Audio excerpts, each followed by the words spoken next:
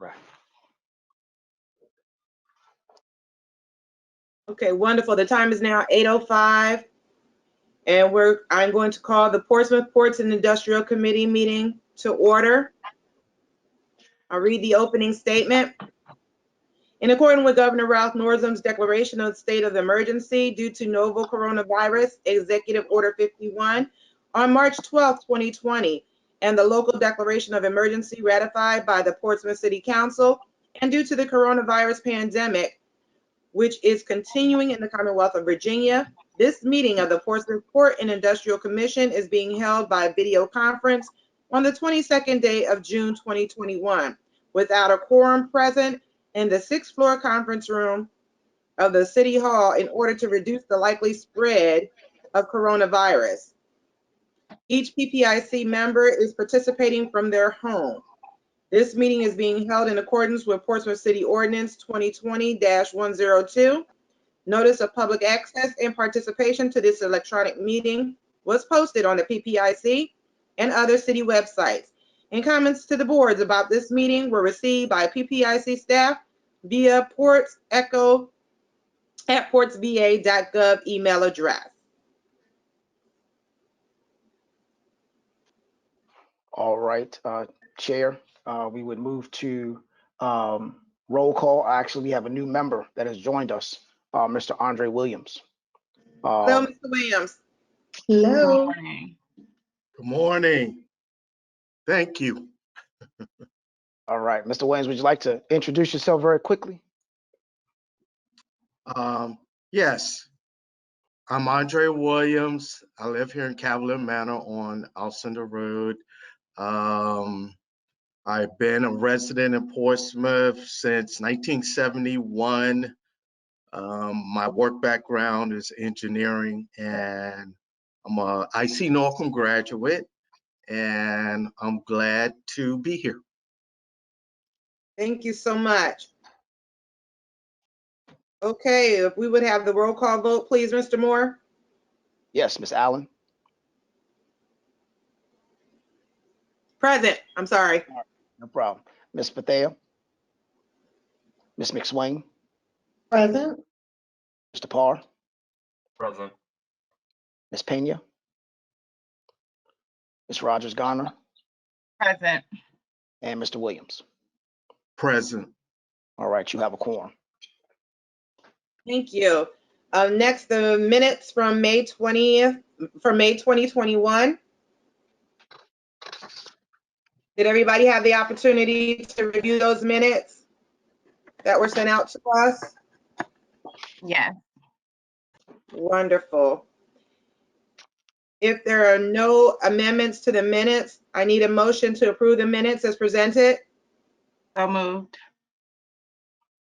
Second. All right, and who is that second? I apologize. I'm asking for a second. Okay, thank you, Ms. McSwain. Any discussion of the motion? All right, Ms. Allen, Yes. Ms. McSwain, Yes. Mr. Parr, Yes. Ms. Rogers Garner, Yes. and Mr. Williams. Yes. Motion carries. Thank you. At this time, we'll have the financial report.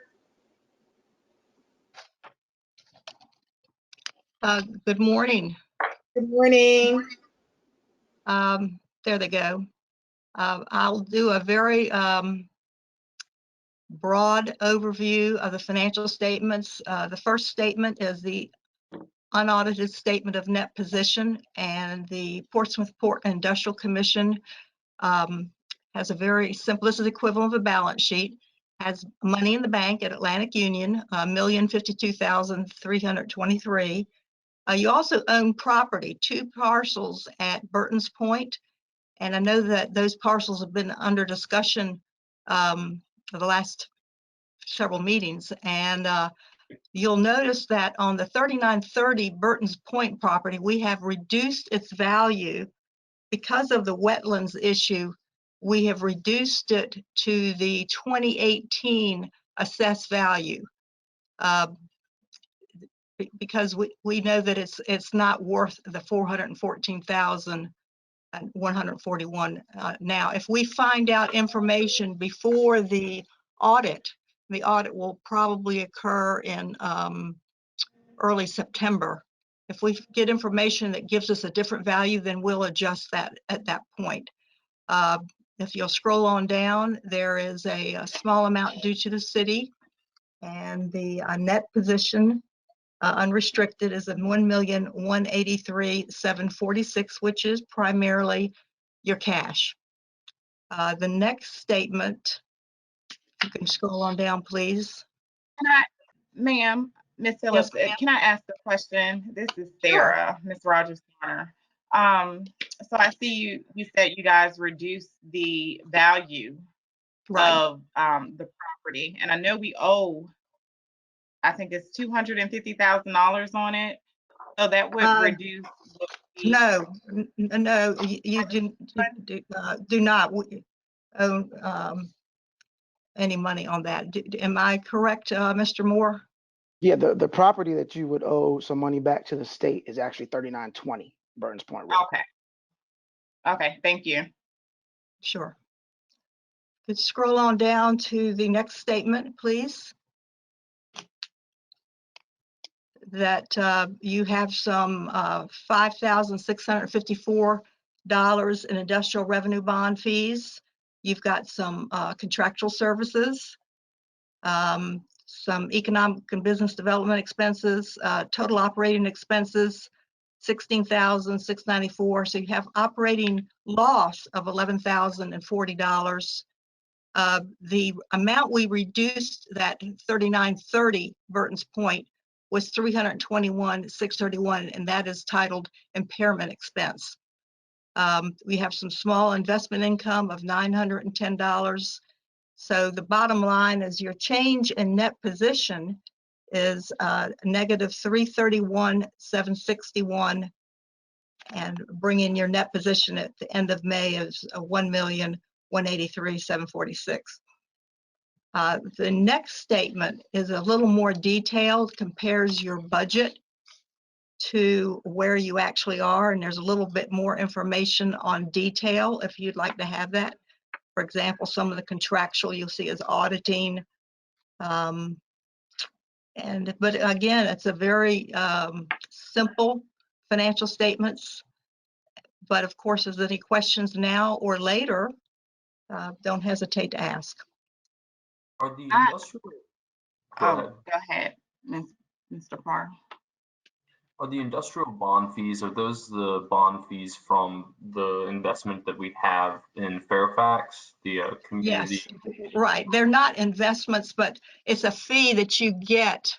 It's complex Virginia law. Maybe Mr. Miller can help me out if he's here, but entities in Portsmouth who use the industrial revenue authorities of these other places are paying you sort of a share of the fees. Understood. So, just for clarification, so the bonds that we have, the $4.6 million bonds for CYA Sports and Communities, that's wrapped up in those fees. Right, and they're not your bonds. You just Okay. that. Okay, that's important to stress.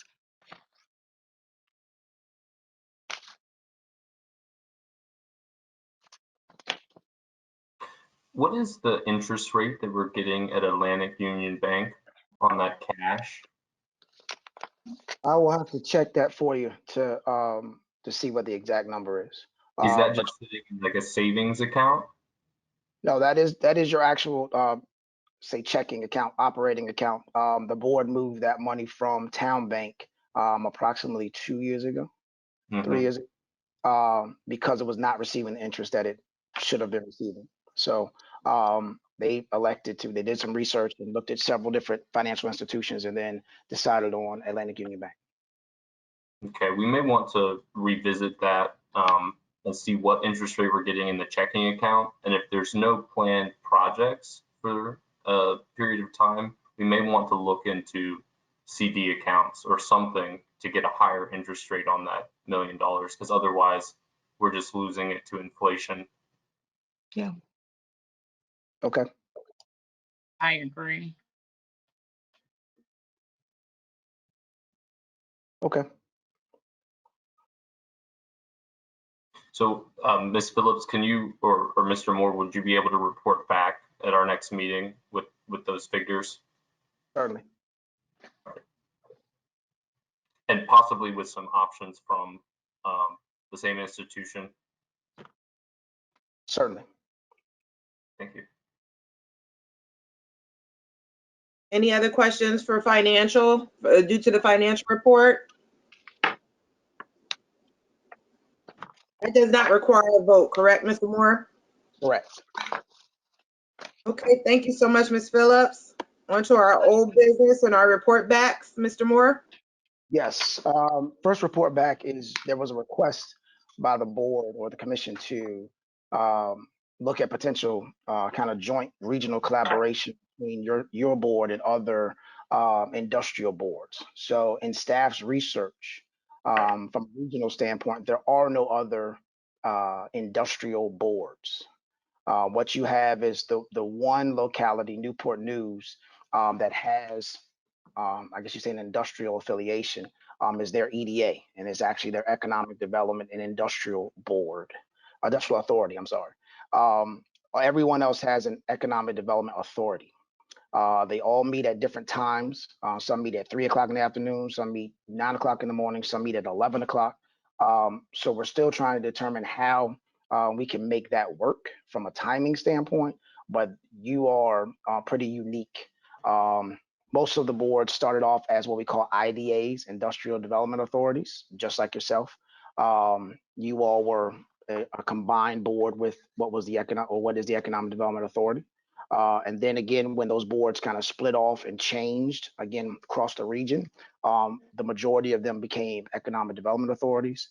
You all became PPIC and then a separate Economic Development Authority. So just reporting back that while we've looked for a similar board, there's not one in the region, but we will look to see how we can collaborate and have a meeting with those other boards. Timing is going to be the challenge. Any questions? No, thank you. All right.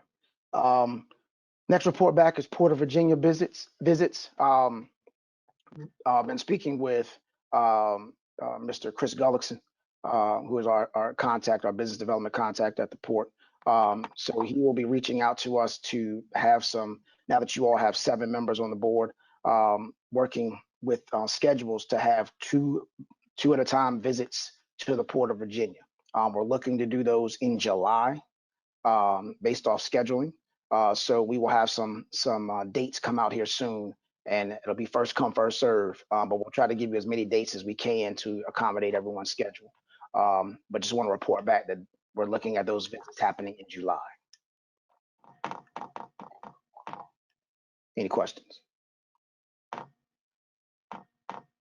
Okay. So you should receive an email from Angela Shepard here soon in the future with those dates. And like I said, it's gonna be first come, first serve, and we'll try to give you as many as we can. That's all I have for report backs in old business.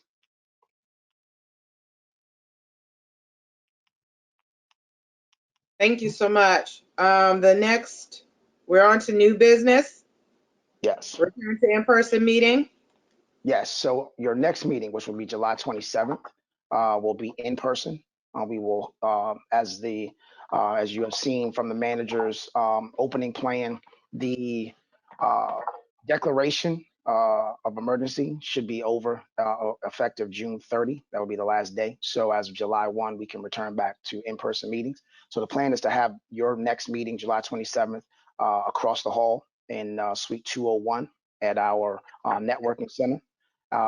And this also kind of rolls into the next item on new business, Chair, if I can go into that. But we're looking to have the meeting across the hall in person. We will record the meeting. We are also working to stream the meeting live as well. We may not have that in place, the streaming portion in place, for the July meeting, but we're working towards that goal. In conjunction with the next item on the agenda, what we have done, both of our board meetings, EDA and PPIC, will now officially be live. We'd like for the board, we would ask that the board consider changing the start time of the meetings. Our Economic Development Authority has changed their meeting time to 9 a.m. And that helps staff because, again, when we have an 8 o'clock meeting, we have to be here as early as 7 to prepare for the meeting. We would ask that the board consider changing the start time as well to 9 a.m. Effective the next meeting. Now, for you all, the meeting start time is in the bylaws. So we would actually have to make an amendment to the bylaws. But we could, just for right now, agree and vote to have the next meeting at 9 a.m. And then we could, at the July meeting, change the bylaws to make that official going forward. Any questions? I'd like to poll my colleagues to see what their thoughts are on that.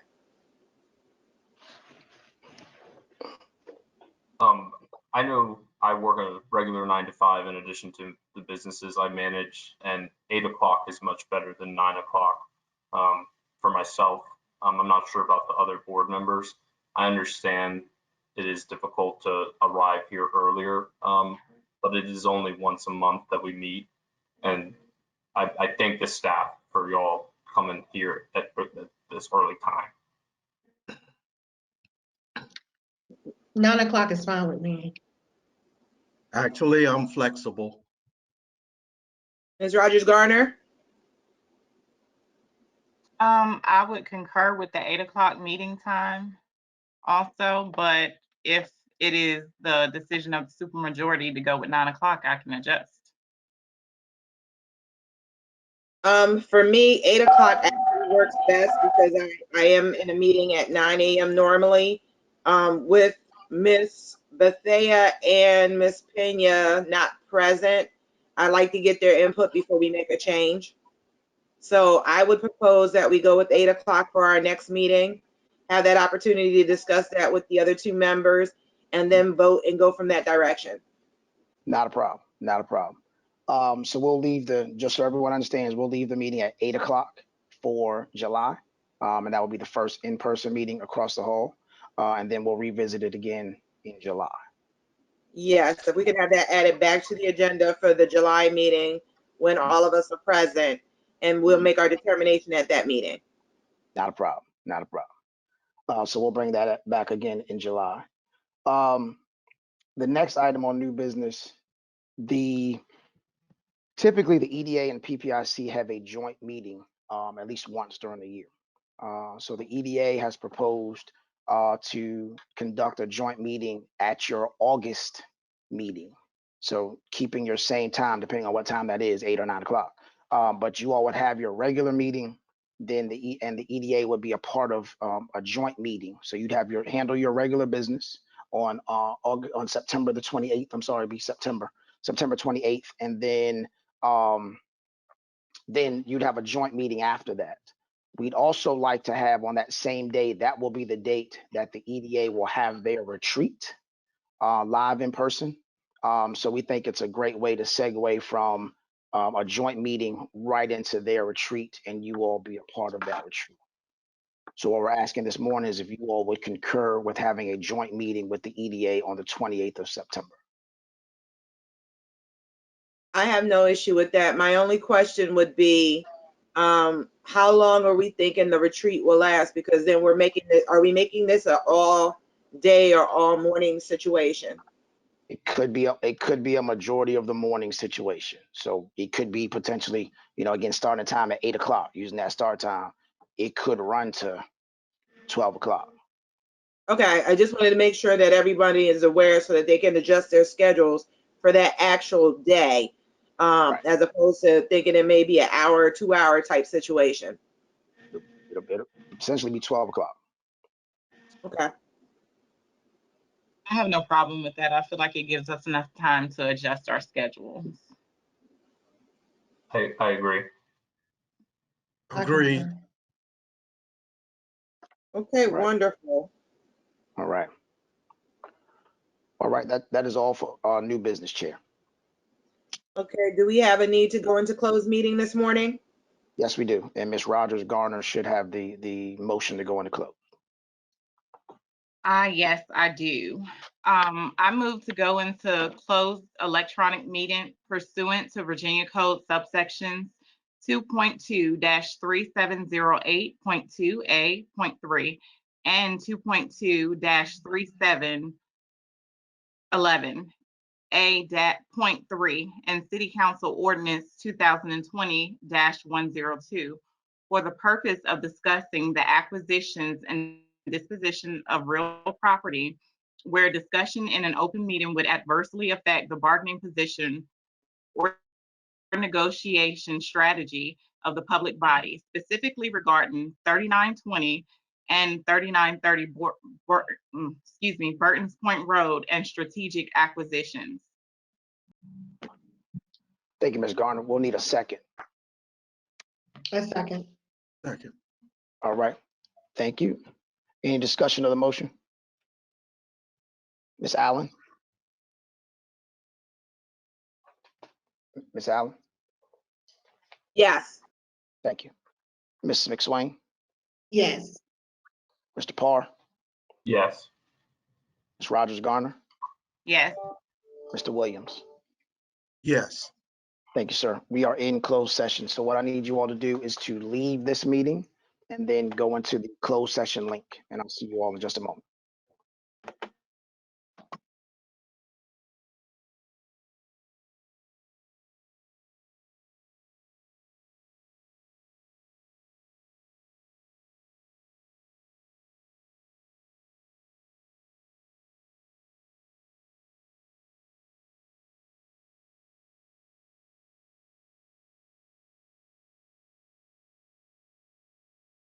On yet. So Chair, we can read back into open if you have a quorum. Okay. Certification of closed meeting made pursuant to VA.Code Section 2.2-3712D. I hereby move that each commissioner certify that to the best of his or her knowledge, only public business matters lawfully exempted from open meeting requirements under the Virginia Freedom of Information Act, and only such public business matters as were identified in the motion by which the closed meeting was convened were heard, discussed, or considered in the closed meeting just concluded. All right, we need a second. Second. All right. Any discussion of the motion? All right, Ms. Allen. Ms. Allen, Yes. Ms. McSwain, Yes. Mr. Parr, Yes. Ms. Rogers Garner, Yes. Mr. Williams. Yes. All right, you are in open session. Now I guess you can answer your question. I'm gonna answer your question, Mr. Williams. You had a question? It was just simply, how long should I plan for these meetings to last? Probably about an hour and a half, hour and a half, depending on how much you want to discuss in on certain items. But I would say about an hour and a half because you're at about 9:20 right now. Okay, thank you. I also think as we come together with having the information that we need at the time that we need to have it, we'll expedite these meetings as well. With that being said, and we're back in open session, we have the Port of Virginia update. Yes, Mr. Thomas Cross is here from the Port of Virginia. Hey, good morning, everybody. Chris is on vacation this week, so I'm covering for him, but just want to give you all a quick recap of what's been going on. Obviously, I know this past year has felt like a decade, but as we move towards more of a sense of normalcy, the port just came off, frankly, its most productive month in its entire history. We moved about 315,000 TEUs or containers, which you'd see on the back of a truck. Last month in April was 286,000. So it's just on this upward trajectory right now. And hopefully it continues in that way. I think you're seeing a good amount of cargo. I know y'all probably saw on the news, what, month, 2 months ago, that big ship that was backed up over in Egypt. So we're getting a lot of that cargo that's been diverted, slowly coming in. Coinciding with that, I think it was last month's meeting, we had the CMA, CGM, Marco Polo, the biggest ship to ever call the East Coast, came to Vig over in Portsmouth. So that was pretty exciting. So we had the most productive month coupled with biggest ship to ever call the East Coast. And then we also found out in the president's budget released, it was probably 3 weeks or so ago, he has included 83 million to widen and deepen the channel in Norfolk Harbor. So that's fantastic news. Obviously, we've got to keep that money in the budget and get it throughout to the other side, but that's a great starting point. And why that's so important is, well, you're seeing those bigger ships like the one we saw 3 weeks ago, the CMA, CGM, Marco Polo, those are becoming more common now. And so if we can widen and deepen the channel, we can get traffic to come in both ways. Right now, one of those ships comes in, you can only do one ship at a time. Ideally, you make it so like any other road in America, traffic can go both ways. So those are a handful of things going on. I know we're looking forward to hosting y'all next month, but if I can be helpful or a resource, please don't hesitate to reach out, and thank y'all for your time this morning. Thank you, Mr. Cross. Is there some sort of like brief we can write or memo we can have as a board to support that widening of the channel? And a question for Mr. Moores, is that customary? Yeah, I mean, it's happening. I mean, you could certainly write a letter of support to the Port of Virginia, should you feel it necessary. But I mean, it's as Mr. Cross stated, it's happening. But it's certainly, you could do a letter of support from the chair. If it's set in stone, sorry, I guess I missed that. If it's set in stone, then I guess we're good to go. Yeah, I think that that's been an ongoing project, but I think certainly, to show your support, you all could draft a letter from the chair showing support for that project. Mr. Cross, you can correct me if I'm missing anything. No, support is always good, but yeah, I know it's our federal government affairs guy, Andrew Sinclair, has been working on that for several years now. But to your point, Mr. Parr, we always appreciate more support, so I would never say no to that. So thank you. Just a question, like, who is the cost borne by for that? Is it come out of the state budget for the VIG, or how is that? For the winding deep, that's I think that's the Army Corps of Engineers. So that is your federal government, the president's, yeah. But who's paying for it? Which entity? I believe Army Corps of Engineers pays for it. Okay. I think they're who facilitate it, and yeah, I believe they are the main liaison or federal agency that deals with that. Gotcha.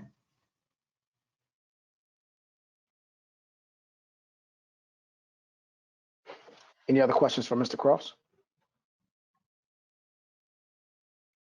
Mr. Cross, as always, we appreciate your updates. Thank you, Mr. Cross. Thank you for having me. Have a good one. Okay, so now we're up to items submitted by commissioners.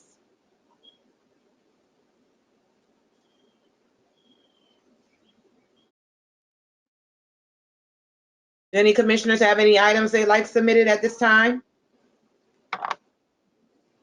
I don't have any items.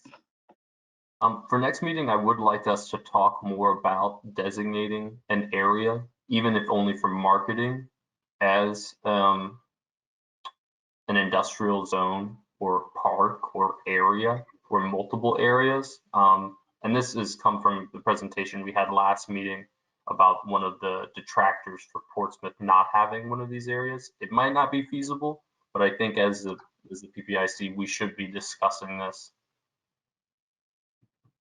So we can add that for next meeting. Great point, Mr. Park. Yeah, I would suggest that you all look at the comprehensive plan, which kind of designates areas, and then certainly we can discuss that. But the comprehensive plan, I think, really lays out the plan or plan the development for certain areas within the city. So that would be my suggestion as part of that discussion. So when developers come and ask to change manufacturing or industrial zoning to say like residential, which will be going before the city council tonight, I'm not sure if the other members feel this way, but it's almost like we have an interest to protect industrial zoning or ask that, you know, other parts of the city, if we make that balance. They're just throwing that out there. I think it's something we might be able to discuss in a future meeting or possibly in a closed session. So.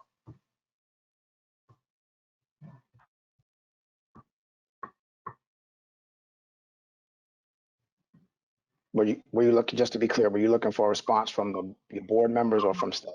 No, Okay. none. Okay. Those Just requests above- that you're talking about, I'm Go sorry. ahead. Those requests that you're talking about, they go before a different board, is that correct? Right, yeah, they go before zoning, but Mhm. we as PPIC have an interest in maintaining, I guess, as much industrial zoning or in advocating that the city do this. So I feel like we need to stay abreast of what's going on.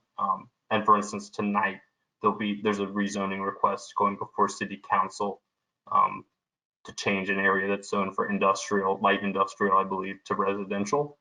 So just so all the board members are aware of that, just sort of a general announcement.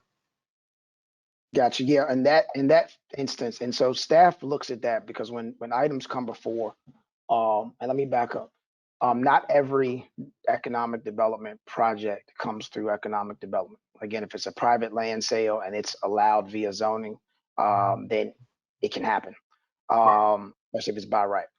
When you have instances where an item goes before planning commission / city council, then we do review those items. We are included in the review as far as staff is concerned. The item that you have going before, or that's going before council tonight for the second reading, while it is an industrially zoned piece of property, everything around it is residential. But you just can't arbitrarily build on that piece of property just because there's houses on each side. There are times where it makes sense to rezone a piece of property. But again, yeah, when there are items where, you know, we would not advocate for swaths of land that is zoned industrial to be changed to residential. However, Portsmouth has a number of properties that are residential in use that may be zoned industrial. There are several areas in the city that are set that way. So. And I think that's just going to play into a larger discussion of when we talk with the U.S. Navy about in-kind services and what we can do. Like knowing our zoning map and what we're able to do is going to really affect that.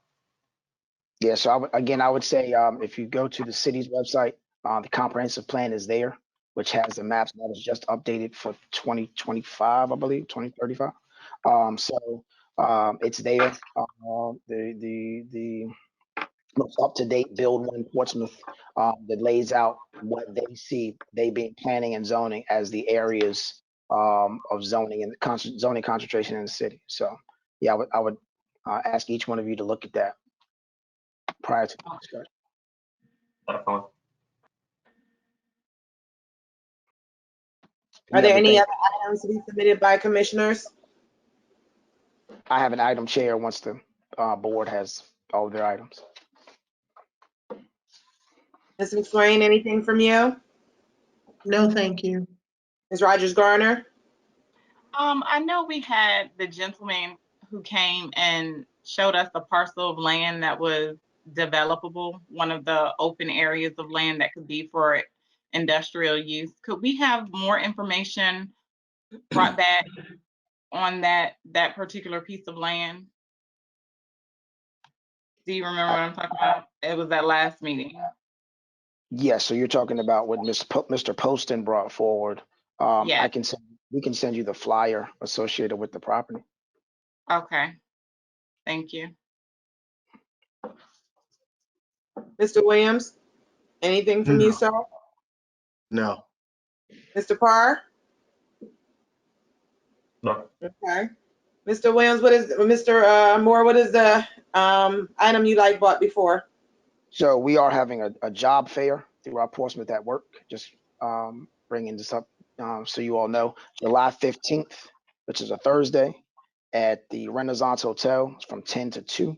Will be approximately 58 employers there, but a great opportunity for our citizens to come out and meet with employers. There will also be opportunities to for breakout sessions to actually conduct interviews as well. So that will be July 15th from 10 to 2 at the Renaissance. Is there a flyer for that so that we can have and push out to our social media as well? Yes, you will have that flyer sent to you as well. Thank you so much. Yeah, That's all I awesome. have. Yeah, that's awesome news. Wonderful. How are things going with you guys started the plan with the HRT bus drivers, correct? Is that already started? Yes, that's already started. It starts in 2 weeks. So we have a cohort already set and ready to go. About how many participants? We have a total of 5. Okay. What could you take up to? We could take up to 10 if I'm not mistaken. But there Okay. is, a screening process, and you got to get through that screening process to get to us. But yes, we have 5 right now ready to go. That's awesome. Okay. Okay, if there are no other items, the next meeting is Tuesday, July 27th. Thank you all for your attendance today. Enjoy the rest of your day. Thank you for your due diligence this morning, Mr. Moore, and we look forward to all the information we requested at our next meeting. Yeah, Everybody have a great day. no problem. If you all can send that email or get those emails to the chair, and we'll make sure we have all that information. Absolutely. Okay, thank you. All right. Thank you. Have a great day.